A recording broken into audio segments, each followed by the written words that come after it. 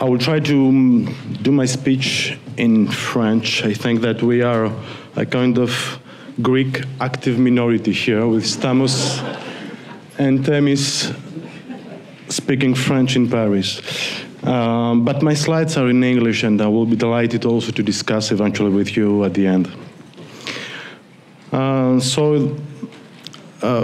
Just the first point, premier point. Dans mon introduction au dernier livre de Moscovici, ce qui s'est avéré être son dernier livre en français, je soutenais l'argument qu'un retour au milieu vital, selon l'expression de Wittgenstein qui est citée ici, est une voie d'exploration, voire d'innovation nécessaire dans le champ des représentations sociales. C'est-à-dire finalement l'idée qu'il faut comprendre sous l'angle de l'innovation de l'intérieur, ce qui me semble a été tenté par différents intervenants et aujourd'hui même par 3 ou 4 collègues. Innovation qui, sans être un refuge de pensée nostalgique, retrouve les immenses ressources intellectuelles laissées par cet auteur afin de les reconnecter aux sources multiples d'où elles proviennent, notamment de la psychologie collective, mais aussi et surtout au présent de la discipline et au futur des sciences sociales. Donc à l'occasion de cette présentation, je souhaite faire un exercice un peu spéculatif, donc il y a une part d'hypothèse à l'intérieur, rien n'est construit totalement. Un exercice de ce type de retour qu'on peut tenter. Je vais essayer de me concentrer même sur une spécificité de sa pensée à propos des représentations sociales que peu d'auteurs ou lecteurs, les quelques rares sont présents ici, ont remarqué et tenté d'analyser. Il s'agit des différentes formes de la pensée sociale. Voici une évolution remarquable qui démarre assez tôt dans la pensée de Moscovici. Et je me base sur 2 premières sources. On peut remonter plus loin, mais volontairement, je me base sur 2 premières sources. Dans un premier temps, son chapitre 1984 sur le phénomène des représentations sociales. Et je cite aussi le remarquable et programmatique article de Denise de 1984 qui a été repris dans son dernier ouvrage, étant donné que même année, dans cet article-là, on retrouve exactement la même idée chez elle, à savoir l'étude des représentations comme forme de pensée sociale en utilisant des méthodologies de terrain. C'était un peu la définition qu'elle donnait à l'un des axes principaux du laboratoire de psychologie sociale de l'EHESS. Alors, l'expression utilisée forme, ou encore forme élémentaire, dans un autre écrit de Moscovici, n'est pas sans rappeler au moins 2 auteurs influents dans sa pensée, Durkheim d'un côté et Cassirer de l'autre. Le premier, on le sait, a consacré le dernier ouvrage de sa vie, Durkheim, sur les formes élémentaires de la vie religieuse, tandis que le second a consacré 3 volumes à la philosophie des formes symboliques. Faut-il chercher des similarités ou des inspirations? Certainement, mais sans doute autant que de distance. Prenons Durkheim. Cet ancêtre ambigu, pour reprendre l'une des expressions favorites de Gérard Duvin. Lorsqu'on regarde attentivement les formes élémentaires de la vie religieuse, on remarque que Durkheim présente ces catégories comme universelles et nécessaires, mais aussi comme des représentations sociales. C'est pas moi qui le dis, c'est lui, il cite même le terme, variables culturellement et dépendantes des causes sociales. Il écrit ceci à propos de la religion. J'ai la citation en français, mais j'ai trouvé la citation exacte dans la traduction anglaise. C'est-à-dire qu'à la base de tous les systèmes de croyances et de tous les cultes, il doit nécessairement y avoir un certain nombre de représentations fondamentales et d'attitudes rituelles qui, malgré la diversité des formes que les unes et les autres ont pu revêtir, ont partout la même signification objective et remplissent partout les mêmes fonctions. Ce sont ces éléments permanents qui constituent ce qu'il y a d'éternel et d'humain dans la religion, puisque le livre est consacré à cela. Ils sont tout le contenu objectif de l'idée que l'on exprime quand on parle de la religion en général. Alors, une forme élémentaire durkheimienne, du coup, aurait une nature ou une caractéristique ou une dimension holiste, représentationnel, originel et un brin déterministe. On connaît bien l'auteur et on sait pourquoi on est passé du collectif au social. Mais avant tout, chez Durkheim et dans cet ouvrage, il s'agit d'analyser aussi les rapports entre perception et action. Et l'analyse de ces rapports montre des modalités de participation à la société selon les perspectives et les contextes dans lesquels les individus agissent. Le mot a été prononcé, et il faut que j'aille vite, participation. Et s'il y a un auteur contemporain de Durkheim qui a osé briser un tabou et proposer une loi de la participation dans la vie sociale, c'est bien Lucien Lévy-Bruhl. Et s'il y a un auteur qui inspire le second texte important de Moscovici concernant les formes de la pensée sociale, c'est bien lui. Le texte de Moscovici, 1994, a été publié en 1991, d'abord en allemand.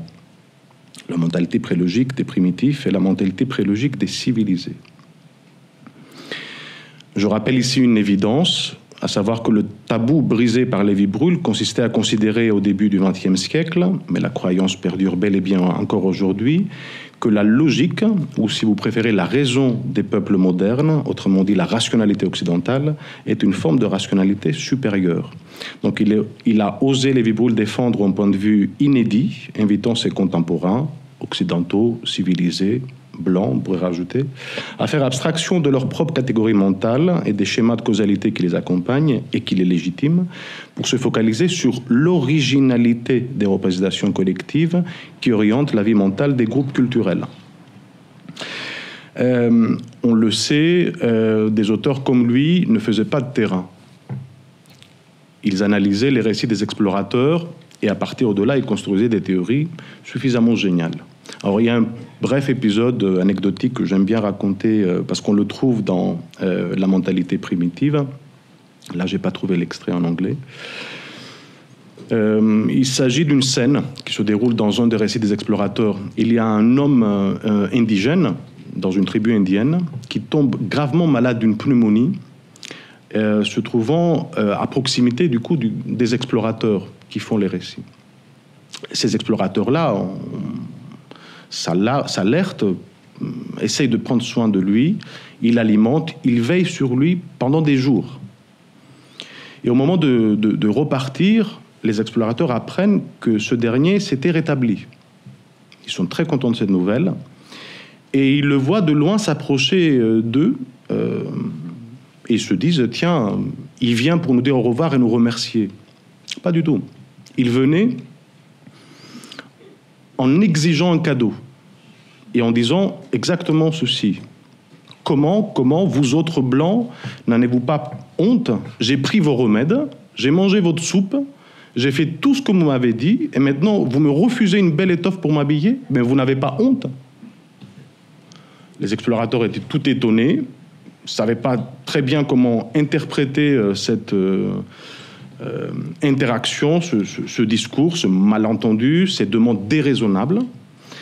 Un type de réaction assez fréquent qui témoigne d'une explication d'une situation qui établit une priorité aux causes premières de la maladie.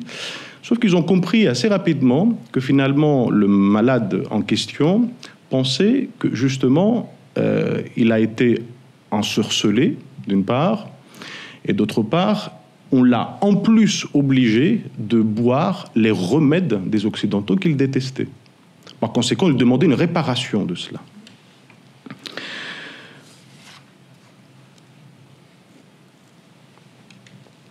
Cette imperméabilité au principe de contradiction, on la trouve bien sûr dans la célèbre anecdote chez Lucien Lévy-Bruhl avec les Hararas. Mais je pense que tout le monde connaît ici, je ne vais pas la raconter, ou je la raconte pour le plaisir. Allez, je la raconte pour le plaisir. Donc, dialogue entre explorateurs et indiens. Vous voulez dire que vous êtes comme les Hararas? Les Hararas, c'est des perroquets, perruches. Non, disent les Indiens, nous sommes des Hararas. Vous voulez dire que vous devenez des Hararas après votre mort? Non, nous parlons de maintenant, là, pendant que nous sommes vivants. là aussi une espèce d'interlocution, c'est-à-dire de stupeur, pardon, d'une part des êtres humains, bien en chair et en os, et de l'autre côté des êtres humains qui affirment être en même temps des perroquets. Donc il y a quelque chose qu'on n'arrive pas, nous, à comprendre. Ça bloque du point de vue de notre rationalité, de notre système de pensée.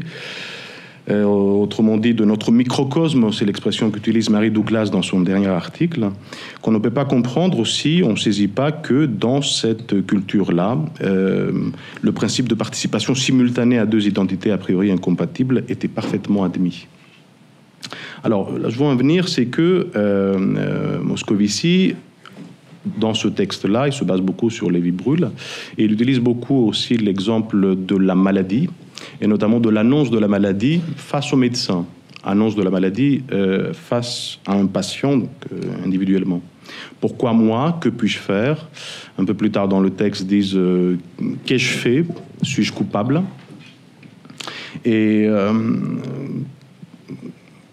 en ce moment-là, selon lui, il y a quelque chose qui se passe, qu'il explique de la manière suivante. Le moi individuel, dit-il, remplace le nous collectif et anonyme au centre de la représentation dans laquelle vient s'inscrire la maladie.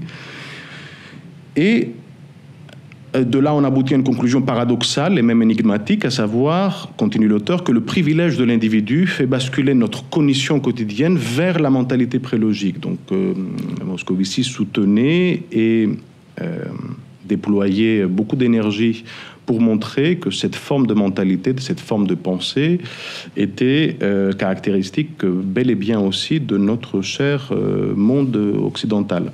On aurait pu utiliser d'autres exemples, j'aurais pu utiliser d'autres exemples faisant le contraste entre les deux. Dans le champ de la santé, on connaît l'effet placebo, ou même sa face noire, l'effet nocebo. On peut en discuter. Deux autres textes sont emblématiques de cette construction des différentes formes de la pensée sociale chez Moscovici. Le premier, les deux autres, donc le premier c'est la nouvelle pensée magique, 1992, son dernier article du coup traduit en anglais dans une version réduite, et son magistral chapitre sur pensée stigmatique et pensée symbolique, deux formes élémentaires de la pensée sociale. Faut-il conclure à une évolution chronologique de la pensée de l'auteur par rapport à cette question des formes de la pensée sociale? Ça serait une conclusion logique vu les dates que j'ai présentées. Ceci étant, parfois ça sert à quelque chose de connaître les personnages et les auteurs, parce que lorsque je lui ai dit que j'avais trouvé un texte inédit car non publié de lui, datant du milieu des années 80, où il faisait la distinction entre pensée symbolique et pensée stigmatique, dans un travail collectif du LEPS autour des émotions, sa seule réaction, c'était un sourire malicieux et relativement énigmatique. Donc ça veut dire qu'il peut y avoir aussi une pensée cyclique chez certains auteurs qui revient ou qui s'exprime à un moment donné. En tout état de cause, de différents auteurs là, qui influencent beaucoup Moscovici, il y en a un qui peut-être manque un peu dans ses écrits, même s'il est cité dès 1961. Il s'agit de Marcel Mauss, et c'est là où je vais essayer de développer rapidement deux, trois idées inspirées des recherches qu'on mène ces dernières années. Marcel Mauss, neveu de Durkheim, connu pour son travail sur le don. Dans le don, écrit-il, on saisit l'instant fugitif où la société prend. Essayez d'écrire des phrases aussi poétiques que ça aujourd'hui, en tout cas vous ne serez jamais publié. C'est un auteur qui met la question du symbolique au cœur des ensembles sociaux. Je dois préciser, Bernard, que Marcel Mauss aussi n'a jamais fini sa thèse et n'a jamais publié d'ouvrage non plus. Donc, chose inouïe aujourd'hui. Et Lévi-Strauss, dans son introduction à Mauss, écrivait que le fait social total, qui est une expression sur laquelle je vais m'arrêter, est dans une complémentarité forte entre le psychique et le social. Si quelqu'un veut chercher des raisons suffisantes pour s'intéresser du point de vue de la psychologie sociale au don, peut toujours en chercher, mais là, il y a de quoi faire. Le fait social total chez Mauss est une expression assez qui se prête à diverses interprétations, mais en tout cas, je dois préciser ceci, à savoir que ces 20 dernières années dans les sciences sociales est un concept qui est revenu en force pour expliquer le rapport que nous entretenons à l'économie, à la politique, à la communication, voire même aux événements de masse. Peut-être que du côté de notre discipline et de notre approche via les formes de la pensée sociale, on peut éventuellement s'en saisir. Nous, on a rencontré, si j'ose dire, Mauss, on l'a même vu en face, si j'ose dire, à l'occasion d'une recherche qu'on a vue, en tout cas ses conclusions, à l'occasion d'une recherche qu'on a menée ces dernières années autour de la procréation médicalement assistée, avec une approche représentationnelle. Il s'agissait plus précisément du don de sperme. Et on était extrêmement frappé de retrouver l'exactitude parfaite des propositions maussiennes à l'œuvre grâce justement à cette approche représentationnelle. Donc on s'est dit que peut-être entre les deux, il y a quelque chose à travailler. Dans l'effort de saisir le vécu, donc il y a des publications là-dessus, le vécu du don de sperme auprès des acteurs impliqués en France, des hommes devenus donneurs et des couples demandeurs, la trilogie maussienne du don, c'est-à-dire donner, recevoir, rendre, est apparue à l'œuvre. Donc d'abord chez les donneurs, sur cette diapo-là. Donc les résultats d'une démarche qualitative auprès d'eux ont mis en évidence un paradoxe qui a beaucoup intrigué nos interlocuteurs médecins, à savoir que ces hommes ne faisaient pas que donner. Ils nous ont dit qu'ils rendaient quelque chose. Alors, qu'est-ce qu'ils rendaient ? En fonction de leur typologie, que je ne vais pas détailler ici, spontané, relationnel, converti, ils rendaient quelque chose qu'ils pensaient avoir reçu comme don. La fertilité, le bonheur d'être déjà parent, le pouvoir d'aider autrui, etc. Un ensemble donc de dimensions et de facteurs qui faisaient d'eux simultanément des donneurs, mais aussi des rendeurs. Même résultat symétrique, dans cette même recherche, a été également constaté auprès des femmes, des couples demandeurs. Des femmes devenues mères via un don, envisageant au sein de leur couple une seconde demande pour une autre grossesse. Dans leur récit qu'on a recueilli, une majorité d'entre elles nous a confié avoir fait ou comptant faire une démarche de don d'ovocytes. Des femmes devenues mères d'un donneur anonyme qu'elles ne pourraient jamais connaître, que majoritairement ne souhaitent pas rencontrer, deviennent ainsi les figures anonymes et donatrices d'une autre femme, de notre couple en quête de parenté. Ces mêmes femmes, une fois de plus, ne font pas que donner. Elles rendent, à leur manière, une matière toute spécifique, une matière génétique, en échange de ce qu'elles ont reçu. On a considéré que cet échange n'était pas forcément ou uniquement un échange de matière génétique, mais un échange aussi de matière mentale, c'est-à-dire un échange de représentation sociale pour elles.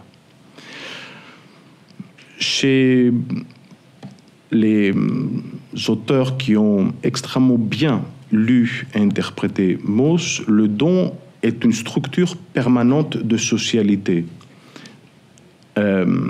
La représentation que les sujets ont d'eux-mêmes se trouve engagée dans l'acte de donner.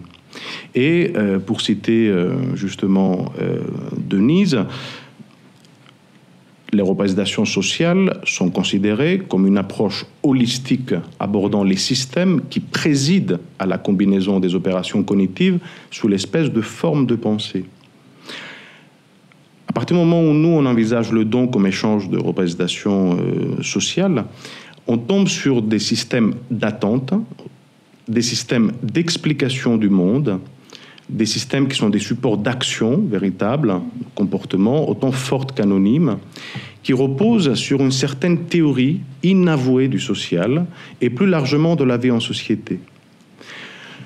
Ce sont des explications imaginaires qui, pour citer Godelier, produisent de la réalité sociale tout en l'expliquant. Donc il faut les prendre vraiment au sérieux.